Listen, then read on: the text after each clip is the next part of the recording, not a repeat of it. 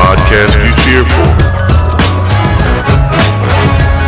Sneaker business talk. It's the Soul Material Podcast.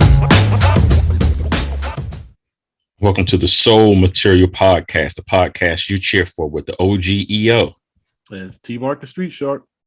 And we are here to talk about the just boom and evolution and popularity and consistency of just the restoration of sneakers. And we're from a few eras, but the money that has been made and the people that have even opened brick and mortars just to clean, restore, reglue, revive your shoes has been a phenomenon within itself. There are a whole lot of shoes that, because the materials alone and because of what the sole was made out of and so forth, no pun intended, we all know we don't get those kind of materials ever again. So keeping those shoes alive, particularly if they don't have an air unit or an air bubble or any of that kind of technology, it's big business now to take a shoe apart and to change the sole or to sole swap and restore. It's so much going on now with just cleaning sneakers. So we wanted to just tackle that because thrifting and getting OG shoes or used shoes is now as big a business as selling or obtaining a DS shoe now these days. Shark. Oh yeah. So again, that's why we're the podcast you cheer for and giving that real sneaker business talk, because this is I like this. I was excited for this conversation just because these are some good signs in the business that we're being because the ingenuity, being creative and not just saying you're the next reseller. All right. That is not how you get the longevity out of this industry, out of this market, out of this business. Right. So especially if you purely like these things, right, then and you're a part of the culture, that cleaning your sneakers, you should be taking pride in that. All right. Tuck your laces in so you don't look like a poop putt, like all of that. You should be proud of that. Right. And then even if you don't do it yourself, the fact that more people are coming up with the sneaker wash, and restore services, and now some of those services are turning into brick and mortar and real locations, and their businesses. You weren't thinking that they were sustainable, but it's evolving in a good way, so that's good business that people have identified these things and they found their niche, right? Whether it's your proprietary cleaning solution that you could also sell, that's just the equivalent of a restaurant selling its own sauces. That's the same thing. All right. But when it comes to the restoration and the soul swaps, let's be creative. Like we already talked in previous seasons about particular artists and customizations and things like that. But, now we're going to another level of, you got your high end with your shoe surgeons, coming in with those, like you're really taking silhouettes and really redoing them in your own way. So again, I commend, I just named one, but, there's plenty of things like that where you swap the soles or dye them, and just creatively come up with new patterns and stuff, because that's really what I like this evolution of the sneaker culture, because that's the equivalent of us wearing, fat laces and chains, doing lace swaps. Like it was going to evolve because people have more options. So I just felt like, I like the direction of the businesses, and because they don't feel. Now, when they get saturated and everyone's doing it, that's when I'm not going to like it. Like be creative and come up. There are plenty of other things to do. You got your, the things to protect your souls. You got your different forms of shield guards or whatever. We've talked about how we don't use any of those, but I actually saw a creative one recently, that was like a little sock, and he put a little foam thing inside the sock, and then it like holds up the shoe. So, that's rather than a piece of plastic cutting your foot inside of an Air Force One. But, anything else, that, and then when you have your old shoes, your old foams, what I'm saying, with the soles separating or whatever, again, you have to be a purist and have been here in this culture to have a shoe that's separating the sole now. and not separating because you wore it because you balled in them. That's a different soul separation. Like just from casually wearing it and having it for so long, the soul is separating. So the fact that there's more services out there, that more competent services that actually can execute on those things, I really like that. I think you've had some restorations in your past, in particular with some phones. I think, like, did you have a good experience with that, or you don't have to name the names, but like, how was your experience? Well, Shark, there's one model particularly that's dear to my heart, and anyone who knows me is the Flight Posit One. And because of the most recent silhouettes with the change in the actual sole and the materials that are used, the most recent retros from 2014 on, they're just a fraction or a skeleton of what the Flight Posit One has always been about. And being from DC originally, that was always the shoe. So because that shoe does not have an air unit in it and the technology in it is extremely basic, I've been able to keep alive the original 99 and 2000 colorways of the Flight Posit One, from the original carbon fibers to that foot action exclusive, to the finish line exclusive ones that was the charcoal and red ones, and then the foot lock exclusive ones, which were the navy and white ones. I still got them, and those are that. I use Illyri, and he is on Instagram. He's in California, and I ship them to him, and he sends me videos of him basically tearing the whole shoe apart and just re-gluing everything. And the shoe is more like a puzzle, and it's 2022 now. I'm still rocking a 1999 with respect. And again, because materials were what they were at that time, the cracking and just the material itself, it still holds up. And that's what we talk about as far as those times and those eras where we're not going to get it back again. And one shoe I know for sure, Nike is never going to retro again the way that it was. It's one of my favorite shoes. I'm not even a dunk head, or was a dunk head, where the Reese Forbes joints, the low top burlap joints. And that's just a shoe within itself because of the material. The more you wear it, the more it kind of breaks apart. But again, that's 2004, I believe. So there's no way possible that you can have that shoe on your foot without it being restored somehow or re-glued. But again, with dunks, with Air Force Ones, as long as the upper is still intact and not falling apart or cracking, because again, over time, it's what it is. But the Reese Forbes joints, I'm so glad that this is going on now, because that's one of my favorite shoes of all times. But like you mentioned, Tony, the life shelf of a shoe, worn or even DS, is what, maybe 7 years. So glues do break down, and it's just what it is. So the reason why shoes being retro is such a big thing now, because Nike's already kept to the game that if you don't wear your shoes and leave them DS, and again, we talked about before in previous episodes where it's been meetings in the past about hitting every 4 years as far as them getting a new market for, high school seniors, and how like there is strategies behind what is remade and so forth to make sure, the kids, then the kids and kids are all on, these popular models from the 90s and 2000s and the 80s. So, but the restoration game, again, like you said, Tony, the credibility of folks, the integrity of folks, and it's just a good thing overall to just make sure that people can keep their classics, keep them alive and well. Because as we talked about before, with a lot of models, it's just not what it was. And like you said, things crack on the first wear. Believe like you spend $130, things crack on the first wear. But guess what? Someone will restore them for you and repaint them the right way, not just paint over them. They will strip the paint and use the paint that, Nike or Fila should have used. So a lot of these guys got art degrees, and a lot of these guys are just coming from, hey, I'm going to just do trial and error and use the right paints and use the right materials. And it is big business right now. And it's all good on my end, man. Because again, as an OG, you can keep some of this old stuff alive.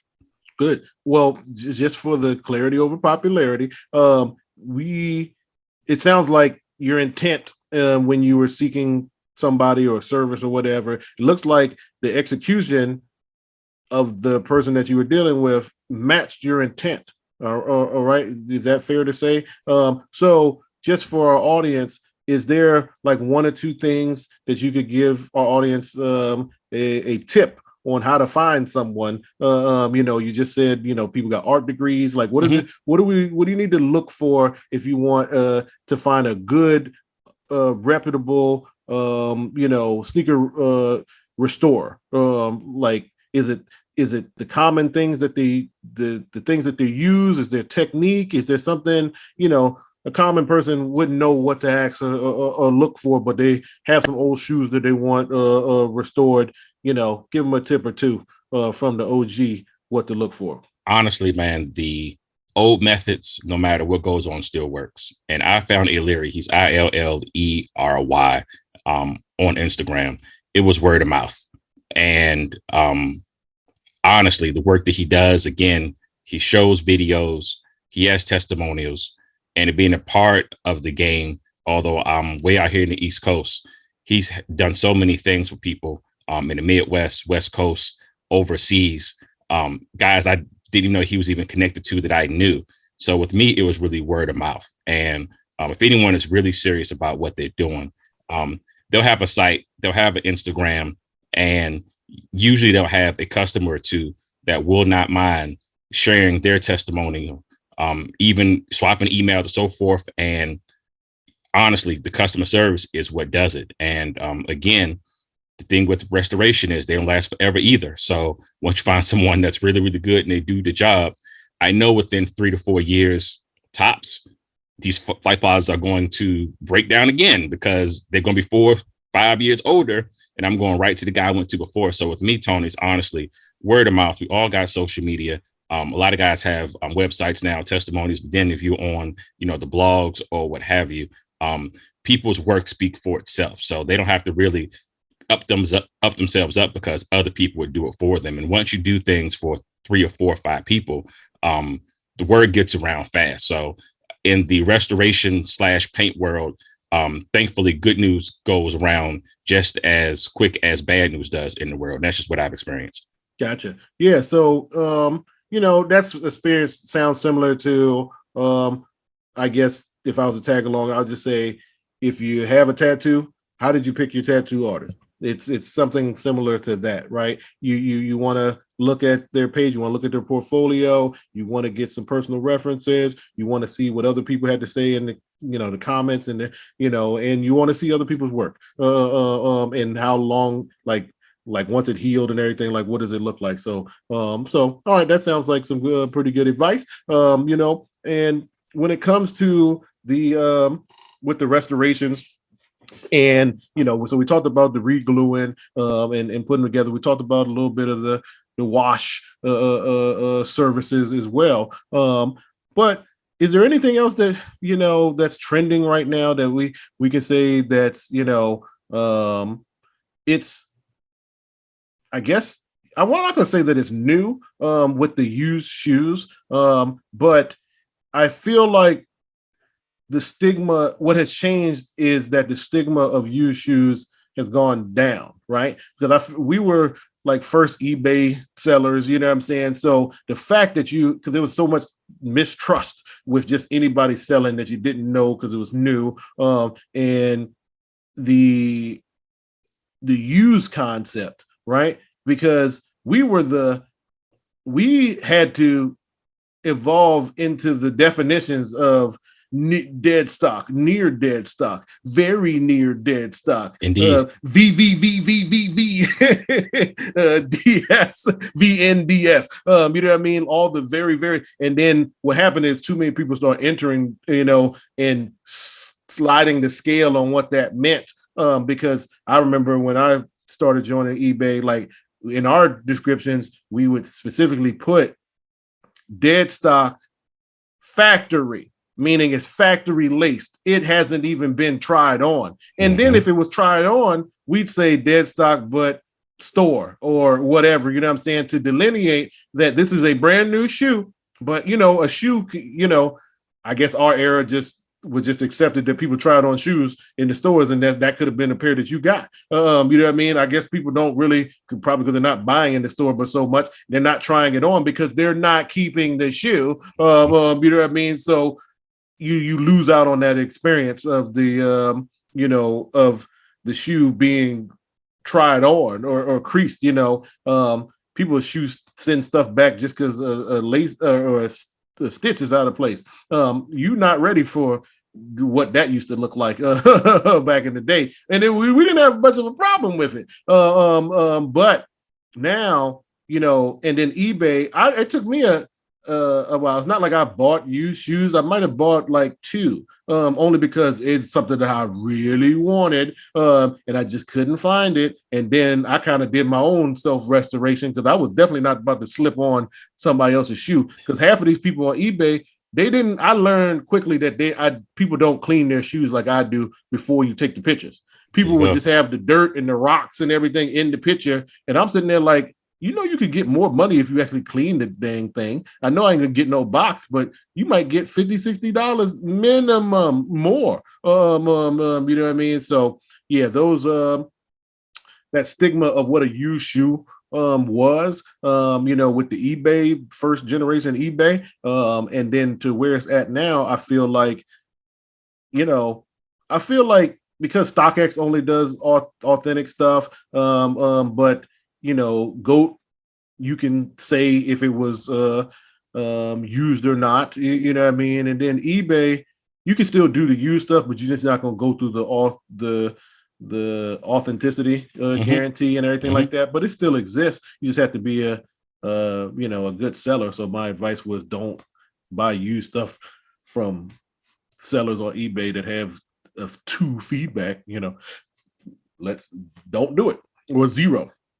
So just be mindful of users on eBay with low feedback. That's my only advice. Everybody else, that's when you got your offer up. So you got your locals, because that doesn't, you don't do the Craigslist stuff anymore. But if you're still doing offer up, that's where you get your local trades. I think used shoes, my personal opinion, they're better for trading rather than, but you just got to make sure that people are honest. And that's the hardest part. Just make sure you're dealing, try to judge the person. This is one time where you do have to judge the person, because this, because then it's like, I wore it, but then it gets into, I wore it inside on the carpet, but I didn't go outside, but then it's just like, hold on, that's a Jordan 5 with a clear sole. Like, and then it had, why I got rock? You got rocks in your house on your carpet? Like, how did this get into my shoe? I thought you said that you didn't wear it outside, and it was like, oh, well, I went to the mailbox. Then it's not new anymore. Stop it, or it's like new, or they'll say it's dead stock, and then in the description there's an asterisk. It was like, could pass for new. Or some of the retro shoes, like you're talking about, that are restored, people aren't honest about those either. Because you got to say, this might not even be wearable, right?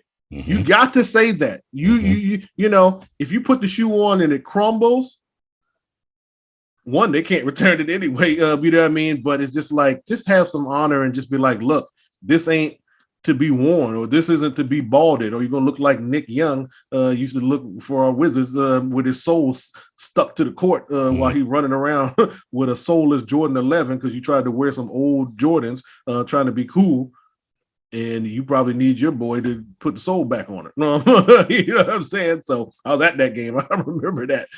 So just make sure that you do your homework and see who's been doing what, and just deal with people you're comfortable with and who you think is honest and who's not, because there are a lot of that's just for that clarity over popularity. A lot of people aren't telling the full truth, and you can't verify how many times they wore it or whatever. A lot of these dudes is tiptoeing in their Jordans, all right, and they tiptoeing in your Jordans before you even get them. So I think that's a good wrap up. I think we covered a couple different angles, you know what I'm saying, especially just touching on the used part of the culture too. It's great to have these services to restore and clean them up, but can you wear them at the end of the day? And if the sole's already going to worn out, then you should have some intent to come back and find one of your soul swap